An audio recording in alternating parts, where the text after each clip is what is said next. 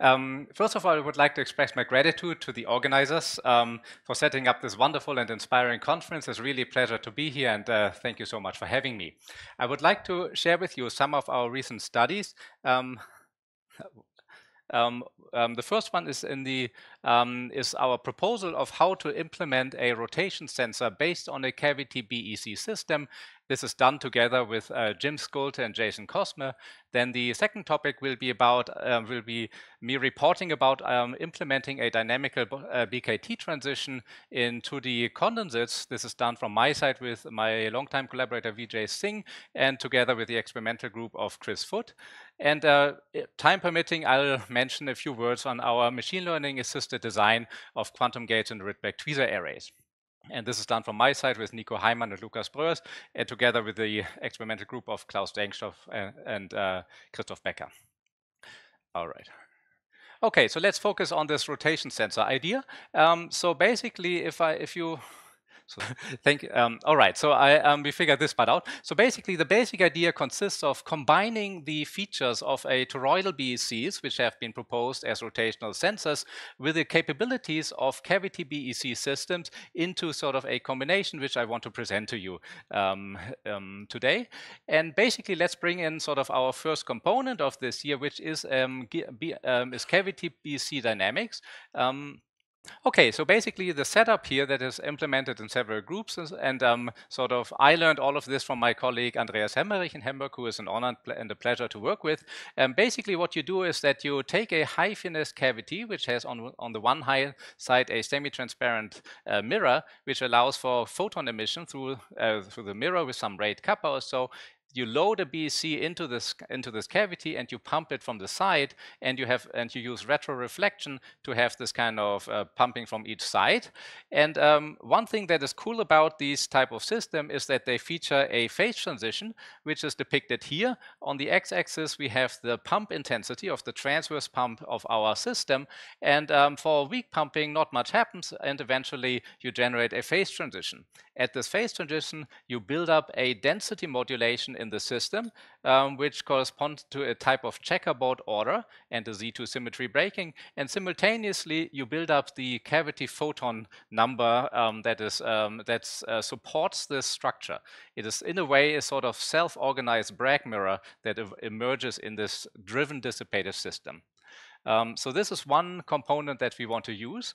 Let's take a look at the other component. In a sense, kind of what the cold atom world is doing there is taking a page from solid state squids and how to operate them as a magnetometer, and now sort of apply this to the world of toroidal BECs, like it is shown over here. So let's remind ourselves of how our solid state colleagues do these. Specifically, what you have here is you take a superconducting ring, like it is shown here. You introduce two Johnson junctions over here. You imagine that you have a current flowing through it. The current is split into the two interferometric arms. Because it is a superconductor, you have a phase in the system on each side. If they're in recombined, you have an interference phenomenon, and the interference pattern is influenced by the magnetic flux that is enclosed by the superconducting loop. You can push this a little bit further. You can ask, what is the IV curve of the device that I showed you here? It has the characteristic infinite slope on the y-axis here, which is an indicator that we're dealing with an ideal conductor, such as a superconductor. If the system has a current that is below the critical current of the device, it will not develop a voltage. It just has a static phase difference between the two parts of the system. Whereas if you ask the system to support a current above the critical current, it will develop a voltage, because the phase can only sort of start rotating now, giving rise to a DC voltage. Everything I told you right now sort of would have been equally applicable to a Johnson junction, but the difference is now that the magnitude of this critical current depends on this type of picture, where we want to combine the features of these two devices that I presented to you. So this is the type of picture that we have in mind. We take our cavity here, and now sort of we take a bit of a mix of these two geometries that I mentioned to you. On the one hand, we allow for a sort of lattice structure here of these lattice sites. with a lambda 1/2 sort of distance between the two. So you see that we still have this two sublattices, this kind of the two checkerboard sublattices. That option is still present in this geometry. And on the other hand, we have this kind of loop-like structure which can sort of enclose a rotational flux. So here, this is just, I ran across this kind of, as sort of the group of Rubinstein, Dunlop, and Neely, sort of they had a report on sort of their DMD properties. And you can see you can sort of quite nicely build sort of such a device. So they happen to be pretty close to this. You can just make sort of some type of rectangle or some type of square out of this here. And this was sort of would implement the proposed geometry. So here for simplicity, let me here just show this with 4 sides, but keeping in mind that really we want like a large kind of system because we want a large interferometric area in our system. The model that we are using here is written down here. Let me walk you through this, what the different components are of this. So we imagine that we have NA different atoms, and we have M sites, in this case 4 or so, but we want to go towards large system eventually. And we have, we imagine we have some tunneling energy between these neighboring sites. And maybe for completeness, we don't want single particle sites. We want like really 1D tubes. We want a lot of particles in here, a lot of atoms. You will see this later in the discussion on the sensitivity. We want like maybe 100, or if you allow me, maybe 1,000 atoms per site or something like this. So these are 1D tubes really. Okay, so then if we rotate this like we have here, sort of, then the tunneling from right to left will not be equivalent from tunneling from left to right, or did I say this the right way? So, but you pick up a Peierls phase. You have this e to the it written here, and this phase theta is proportional to the rotational frequency, and it also scales with the number of sites, which is good news towards the goal of having a high sensitivity in the system. Then we have our photon mode here written, depicted like so, and we have our coupling term. So this coupling term here, this prefactor, scales with the field strength of the pump laser, like it is shown here, and it couples to the sites in this checkerboard sort of structure. It has like an alternating prefactor, like it is shown here. And by the way, sort of this is what the ordered states would look like for the for this 2x2 lattice, if you like, where sort of one possible order has larger densities on these sides and the other ones on here, and simultaneously you have a photon field build up in the cavity and photon emission from your cavity. Okay, so I know that my time is running a little shorter, so you can now kind of play with this and sort of study, let's say, just with a coherent state ansatz, a type of mean field ansatz, to figure out what is the critical coupling in this rotating system, and also what is the photon number. So what you find is that the critical coupling is now dependent on the Peierls phase, meaning on the rotation. So here's our rotation essentially, and here's the coupling strength. And also the photon number has this kind of strong dependence on this. And this is ultimately the effect that we want to use, that we have a dependence of the critical coupling on the photon, on the rotation sensitivity. We can get a little fancier and use a sort of open system truncated Wigner to simulate this as a dynamical steady state. We pick some numbers kind of inspired by the Hemmerich experiments or so, and you find sort of a qualitatively similar picture, which is nonetheless kind of, which corrects for the sort of, remember that this is a driven dissipator system. The loss from the cavity influences the photon number and so on. And but qualitatively you find a similar dependence where here's the theta and here's the photon number, maybe here 10,000 photons or something like this for a typical point in this kind of example. All right, so if you now kind of keep everything fixed in your system and you change the rotation continuously, you will walk through this phase diagram in this line here parallel to the x-axis, meaning that your rotation translates into a change of the photon density in the system and also of the photon emission from the cavity. And this is what we want to use as our rotational measurement device. And this should also be is conceptually sort of related to the voltage to magnetic flux dependence in a squid. Okay, so you can do this. Let me be short on here. Here is something missing. That's unfortunate.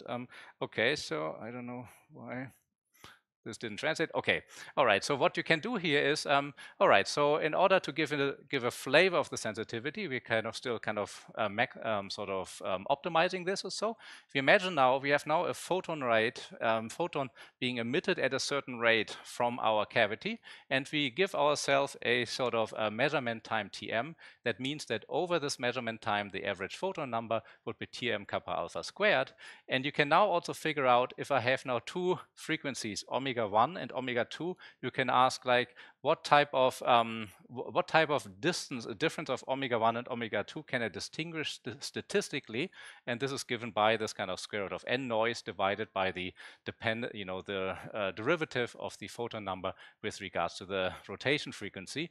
And you end up with this type of scaling here. So you see you want a large system, a lot of sites, you want a lot of atoms, you want, of course, kind of a square type of 1 over square root of n measurement time here. You want a shallow lattice, a large J, and actually you don't need to be so high finesse, but you want a sort of some loss helps. You know, basically it results in a larger photon emission from your system as in the first order. You can go through some examples here, kind of, and you end up with a sort of pretty good sensitivity, sort of that exceeds kind of like all the atom-only interferometers that I'm aware of. And furthermore, you can optimize this further. You could ask for more atoms, kind of, and you can also ask for sort of larger system sizes. And we can also further play with this kind of to optimize where to go in this phase diagram. Okay, so conclusions on this section is that we propose to use this kind of these beautiful cavity BEC experiment and push them towards kind of this kind of rotational sensor idea. Basically, what we have is like we, if you want to say it from a conceptual point of view, is that we replace the resistive regime of the squid by the super radiant regime of the cavity BEC system. And why would you do that? What might be the advantage of such a thing? One thing is that if you have a phase transition, and that means that the photon number has a very steep slope depending on the rotation frequency, and that will lead to a better sensitivity. That is one example that we are working in near critical regime. Furthermore, you have a real-time readout. So if you don't need a destructive measurement, but you just can put your photodetector in front of your cavity and let it click, right? This also is a bit more of an AMO native observable, right? This feels like real AMO physics. And sometimes I feel like if we take this the squid idea a bit too literal by sort of converting sort of into IV curves, so maybe we're doing something that sort of AMO is maybe not perfect at, or so like, oh, there's room for improvement. In any case, kind of this is what I wanted to share with you about our rotational sensor, and maybe sort of the underlying messages. Maybe we should give atom interferometry another try. All right, so let's take a look at our dynamical BKT transition. So this goes back to some proposal that we made a couple of years ago. So the main player here is the Kosterlitz-Thouless transition. And this is the condensation in 2 dimensions at a critical temperature Tc. And what happens there is you have a transition without long-range order. Below Tc, you have power law scaling in the single particle correlation function. And above the transition, you have exponential scaling. And this transition is driven by vortex unbinding in the system. Of course, goes back here to these famous gentlemen here. All right, so somehow everything came out a little different as well. I don't know. Okay, so we proposed now the following sort of idea. This was done. I had the honor to work with Anatoly, Jean Dalibard, and Kenneth Günther, who was a postdoc with Jean at the time. So the following proposal that let's quench across this transition by taking a 2D condensate and splitting it along the z-axis, like it is shown here. That's the quench across the transition. Now you have some evolution time, and then at a later time, let's use matter wave interference to detect the single particle correlation function. And this falls into this world of different flavors of thermalization. For example, here, this would be an example for a 2-step thermalization process where you first reach a pre-thermalized state, and then there's a second time scale where you fully thermalize. In our case, kind of the second time scale will be this vortex unbinding time scale. Okay, I have to hurry up a little bit.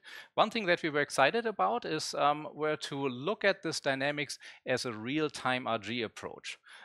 You can play some games that you look at the time evolution and you rescale both space and time in a certain way. It's a kind of light cone invariant rescaling of the dynamics. And if you play your cards right, this translates into certain flow equations which describe the real-time flow of these parameters. One of them is the algebraic exponent, and the other one is the vortex fugacity that shows up there. Okay, so Chris Foote and his team were generous enough to consider this idea. So this was a first round of identifying first the equilibrium BKT transition, and then went on sort of to quenching across it. Sort of in their they split their condensate along the z-axis like it is shown here, had a time evolution, and took an interference pattern like it is shown here, and then analyzed sort of the resulting measurements there. And here, let me, okay, here's a typical data set. So basically what they extract from their measurement is essentially the G1, the single particle correlation function, equal time correlation function at different points in time. Blue to green means longer time scales or so. And here's a typical data set that they recorded, where you see that the G1 function changes as a function of time here following this quench. And the observation here is that you have a type of two-step scaling in the process. For example, at shorter times, you can rescale R and T, like space and time, simultaneously. And what happens is that you see a collapse of the data at the shorter times, at the earlier times. But the later ones do not. They clearly deviate from this, right?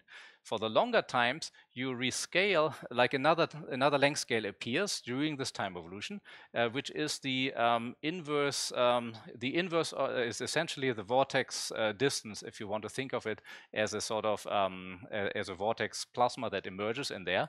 If you rescale it by that quantity, then the long time correlation functions collapse. So that is why we refer to this as this type of two-step scaling, and you can sort of bring this in contact with this scaling argument, sort of, which ultimately derives from this kind of Sine-Gordon perspective on the BKT transition. We can take this kind of flow equation picture kind of seriously now. So first of all, we have now this flow dynamics for the power law exponent here. Here we had to modify it a little bit because there's an additional heating source in the experiment. So we had a technical heating rate that we had to introduce that they also could check independently. And then we had the time evolution of the vortex fugacity. Basically, you can expand this near criticality in this XY type of representation, and then can make the following comparison here. So here in the background, you see the analytical RG flow that derives from these flow equations. You can also have a simulation, the crosses here. And then the data falls kind of exactly on this kind of RG flow. And you see this kind of two-step process, right? So you see the early time process where you have phonon relaxation. And then you see the long time dynamics where you have vortex unbinding, being consistent with this real-time RG perspective on it. Okay, so I think if I want to do what's my oh my goodness. I mean, so there you go. Then I do it a little bit more civilized. Okay, thank you so much. All right, so here, sort of in conclusion on this project, we sort of considered sort of quenching across a dynamical BKT transition by splitting this 2D condensate like so. We let it freely evolve over time, over this time frame here, and then take a interference measurement at the later time, a matter wave interference, which gives access to the G1 function after this here. Maybe as a side remark, sort of a lot of things became possible because they take this kind of slice through the data, which kind of gives you actually access quantitatively to the power law. So in other words, you observe phase and vortex dynamics via this interference measurement, and you can compare this critical dynamics with this real-time RG picture that we had considered in the proposal for this. Okay, so finally, let's take a look here at this at our sort of ongoing work with Klaus Denkstock and Christoph Becker and their team, which is machine learning assisted design of quantum gates and Rydberg tweezer systems. So if we consider quantum circuits, then we have sort of, this is what you might see in a textbook or so, which is a beautiful, conceptually transparent and transparent sort of way of representing these complicated unitary dynamics. But if you then sort of try to implement this one-to-one or so, you are actually wasting a little bit of some of the beautiful capabilities that the experiments have built up. Specifically, if you take this at face value, this might be some localized pulses, pi pulse, pi over 2 pulse, and so on and so on. But really, sort of your Hamiltonian has a large space of free parameters that you can evolve quite freely under the experimental constraints. This is the space that we want to work with and optimize in. Okay, so we put together sort of a quantum optimization algorithm, basically a type of machine learning type sort of algorithm where you you initialize your system, you have a time propagation, you have your readout, you have a loss function where you compare sort of what unitary you have achieved and what you want to compare to what you would like to have, and then use some gradient descent to improve on the on your protocols. Okay, so and basically all of this is about sort of Rydberg atoms. Of course, you might have noticed that this is a very hot and sort of exciting topic these days. So you have these highly excited states, and one of these kind of key features that is important in this context is this kind of strongly enhanced interaction with this power law N211, which somehow still feels unreal to me. Okay, so you make these kind of tweezer areas holding individual atoms in these kind of Gaussian beams, and so then you can bring them into contact to each other, and thereby you can have different strategies of gate realizations. You can acquire sort of a dynamical phase by if you keep them at larger distances versus a blockade regime by keeping bringing them very close to each other. Okay, so we are working with Ytterbium 171, sort of, which is what is set up in Christoph and Klaus' experiment, and we're utilizing two low-lying states, which are the logical qubit state, and then we have this Rydberg state up here. We include some of the decay that we are aware of, sort of, and then we sort of, in this case, to get our feedback, sort of look at two atoms, each of them simulated by a three-level system. These guys have the strong van der Waals interaction, and we have in this case, inspired by the experiment, a global Rabi drive, sort of you can only drive these ones simultaneously, and individual Raman sort of pulse protocols that drive these logical qubit individually. And this is a typical outcome of this optimizer. You get like a pretty wild looking sort of protocol, which is sort of near optimal, and here we sort of take into account sort of the constraints that our friends told us in this context. I don't know whose glass it was. Okay, so all right. Okay, so this is what our optimization looks like.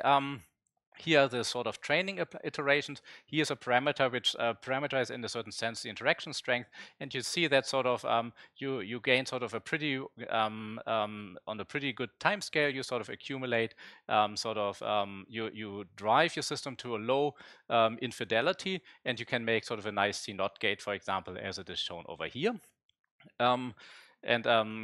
As we are sort of convinced this is one of the near optimal sort of realizations under these constraints. You can also check for the robustness. So this is just one example for this or so. So let's imagine that our tweezers are not perfectly stationary, for example, or that there's maybe thermal fluctuations and so on. So you can ask like how robust is now a given optimized protocol sequence to sort of fluctuations in this magnitude or so. And here we find that there's a blockade regime. So here the exact magnitude of this interaction becomes irrelevant again, and there's this recoupling regime, but actually kind of this recoupling regime is actually quite competitive with this. So this in the end became sort of the strategy that we wanted to put forth. Okay, so all right, so I'm exactly done now. So basically, in conclusions, here we are on this ongoing process of implementing sort of quantum gates and Rydberg tweezer arrays. Of course, one of the ideas is kind of to take our algorithm and combine it with their sort of control software and sort of optimize the actual physical experiment. So, and in conclusion, let me flash this overview again. Let me sort of flash the references, and let me thank you so much for your attention.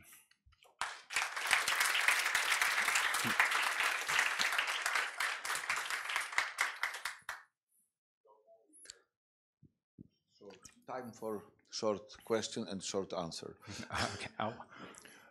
Ludwig, in the first part on the rotational sensor, yeah, your sensitivity did not depend on the coupling, on the G concept. Is the first question. And second question is, how about heating of the condensate? Right. Yes. So 2 steps. Maybe if you could put the slides back. So I should have put it there. Sort of this was for one specific value of G. Sort of this was for G equal to G0 and theta equal to pi over 4. So it was a specific values. It will certainly depend on it because you could see it in this kind of photon landscape or so. Right. I should have added this to this or so. So it certainly depends on this, and we're in the progress of trying to figure out what optimal choices might be. So. Like you're 100% right. Like so, this hand motion is right, and this is also like there's a strong dependence on this. Absolutely, yeah. And yeah, so kind of in the simulation, these are the same simulations that we run sort of for these ongoing experiments. Because of this loss term, actually, kind of the fluctuations of the systems are sort of fairly stable. Sort of, it is basically sort of held, we feel, at a sort of constant temperature by this kind of photon loss because of this dissipative process. So you have atom loss in real life, which kind of limits the lifetime of these experiments. Yeah. But, yeah. Thank you for the questions. Yeah. One more question. Oh. You guys have to. Okay. So Ludwig, it's also a question about the first part. Okay. So in the condensed matter system, I think they usually take some kind of normal shunting resistor. Yeah. So like what's a normal shunting resistor in a BEC? Like, is it clear that we have the same dynamics? Yeah, we so one can simulate sort of the Josephson junction dynamics of 2 coupled BSC with that same RCSJ type model, and it's sort of you find that you need a ohmic component in there because you see some damped oscillations basically between the 2 subsystems. It's temperature dependent, interaction dependence, and barrier height dependence, and all of this. So, but I think I think one needs to include this in the if one wants to make a small model for the big model. So, but is it clear that it's ohmic? Because if it's non-ohmic, you will get very different type of dependencies. It's not inconsistent, let's say, sort of, at least not in a major way, sort of. At least on the qualitative level, you find like a nice damped oscillation that is consistent with that. There might be more to it, or so that there's maybe non-linear component or so, but at least at 0 order, so it seems to be there and seems to be that you can make it consistent with simulations and experiments. So yeah, thank you so much. Okay, thank you. Do we have no? I think we. Okay, I tried. Yeah. Last question. I had a question about the sensors again. Can you compare the sensitivity of your interferometer with the standard Sagnac interferometer? So where's the big advantage? Yes, so it's thank you so much. Yeah, so for example, one experiment that comes to my mind is the Cass-Sackett experiment, where they take the cloud, they let it run around a harmonic oscillator and recombine it, and these numbers come out sort of maybe 2 or 3 orders magnitude, sort of more sensitive.